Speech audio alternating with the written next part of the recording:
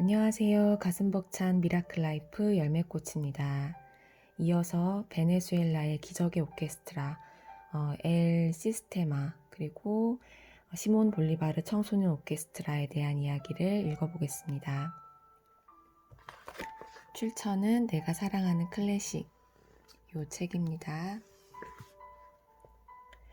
그들은 벌써 디지 레이블에서 디지 레이블이라는 거는 도이체 그라모포라는 독일의 클래식 음반사입니다. 클래식 음악의 역사라고도 볼 수 있는 유명한 음반사입니다. 그들은 벌써 디지 레이블에서 적지 않은 음반을 내고 있었다. 베토벤의 교향곡 제5번과 제7번 이후로 기존의 명반들과 어깨를 나란히 할 만한 감동적인 연주가 담긴 말러의 교향곡 제5번을 냈다. 이어서 차이코프스키의 교향곡 제5번과 그의 교향시 리미니의 프란체스카도 냈다. 놀라운 사실은 거칠고 둔탁하며 아직 어린 청소년 오케스트라의 수준을 넘지 못했던 그들이 베토벤 음반 이후로 놀라울 정도로 비약적인 발전을 하고 있다는 점이다. 또한 말러의 교향곡 제5번 C 샤프 단조에서도 대단히 높은 수준의 연주를 들려주고 있다. 이 곡의 음반으로는 이미 너무나 많은 명반이 있지만 시몬 볼리바르 청소년 오케스트라의 실력을 가늠하기 위해서는 이 음반을 들어야 한다. 이제 그들은 몇 년 만에 더 이상 청소년 오케스트라가 아닌 기성 오케스트라의 중량감을 들려주고 있다. 하지만 그들이 내놓은 음반들 중에서도 베네수엘라 청소년들의 색깔이 가장 살아있는 명반은 피에스타가 아닐까 생각한다.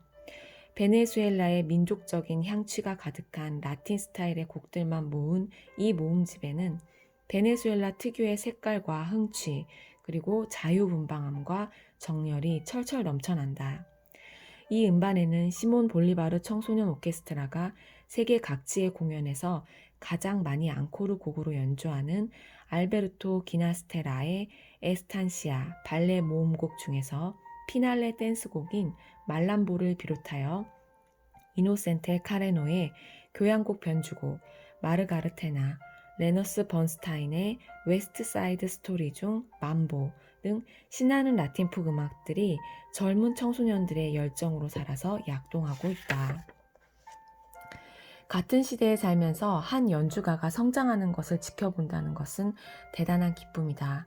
그런데 이렇게 거대한 오케스트라, 특히 한 명 한 명이 다 사연이 있는 수백 명의 주인공들이 성장하는 모습을 확인하는 것은 대견함을 넘어서 감격이다. 베를린 필하모닉 오케스트라의 내한 연주에서 만났던 콘트라베이스 주자 에디손 루이스는 원래 가난한 어머니를 돕기 위해서 슈퍼마켓에서 아르바이트를 하고 있었다. 그러나 알코올과 마약 그리고 갱들이 난무하는 길거리에서 그는 점점 난폭해져 갔다. 어느 날 그들은 저를 오케스트라의 한 가운데 앉혔습니다. 저는 거기서 콘트라베이스 소리를 들었어요. 그 커다란 악기가 나의 악기임을 직감했죠. 악기를 받았지만 물론 연주하지는 못했죠. 그들은 이런 식이었습니다. 그냥 던져놓는 거죠. 그리고 그들은 절대로 넌 할 수 없을 거야 라고 말하지 않았습니다. 결국 우리는 해나가게 되죠. 우리끼리 배우고 도와주고 그리고 방법을 만들어 갔던 것입니다. 그렇게 해서 에디손은 콘트라베이스를 연주하게 되었다. 그는 콘트라베이스를 통해서 일과 성실함, 그리고 예술과 인생을 배웠으며 화합과 조화를 이루는 방법을 터득하고 우정과 사랑을 얻었다. 그는 할 수 있는 다른 일이 없었기 때문에 정신없이 음악만 했고 그러다 보니 어느새 세계 최고의 악단인 베를린 필하모닉 오케스트라의 한 가운데 앉아 있었던 것이다. 베를린 필하모닉 오케스트라가 내한 공연을 마친 뒤에 나는 그들이 묵고 있는 호텔에서 에디손을 만났다. 사람들이 사이먼 레틀경 등 스타에게 관심을 쏟고 있을 때 내가 정말 만나고 싶은 사람은 따로 있었으니 바로 악단의 막내둥이 에디손이었다. 그에게 연락을 취한 뒤에 라운지에서 기다리고 있는데 에디손이 그야말로 고등학생같이 러닝 셔츠에 운동화를 신고 내려왔다. 그에게 많은 것을 물었는데 그의 대답이 하나같이 어른스럽고 철학적이어서 더욱 놀랐다. 둘이서 늦도록 많은 이야기를 나누었다. 그러다가 그에게 여자친구가 있느냐고 물었다. 그런데 돌아온 대답은 아내가 있어요가 아닌가? 결혼을 일찍도 했다. 아내는 무엇을 하느냐고 묻자 아이들에게 바이올린을 가르친다고 한다. 이어서 저도 가르쳐요. 우리는 아이들을 가르칩니다. 제가 배웠던 것처럼요.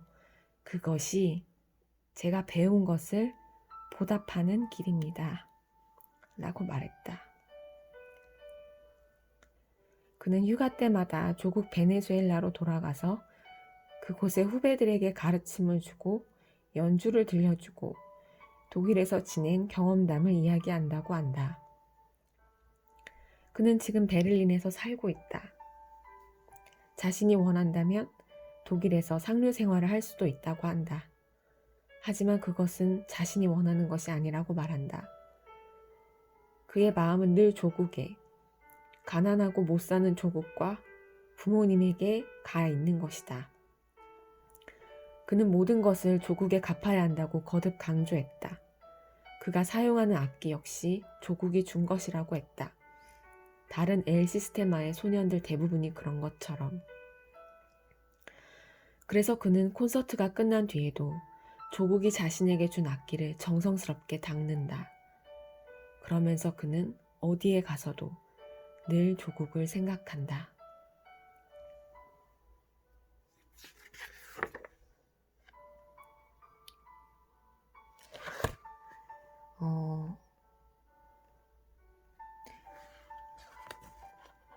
책을 읽으면서 여러 번 울컥했어요. 제가 오늘 방문할 꿈꾸는 음악학교도 학교 밖 청소년들로 이루어진 학교입니다. 시몬 볼리바르 청소년 오케스트라에서 소년들의 인생을 음악이 바꾸었던 것처럼 우리 아이들도, 한국의 아이들도 음악을 통해서 아름다운 사랑을 연주하고 자신의 가치를 발견하며 자신이 받은 은혜와 여러 가지 도움들을 기억하고 살아갔으면 좋겠습니다. 그리고 저부터, 우리부터 우리가 살면서 받은 수많은 도움들, 내가 지금 숨쉬고 살아있기까지의 함께 해준 사람들 기억했으면 좋겠습니다. 고맙습니다. 잘 다녀올게요.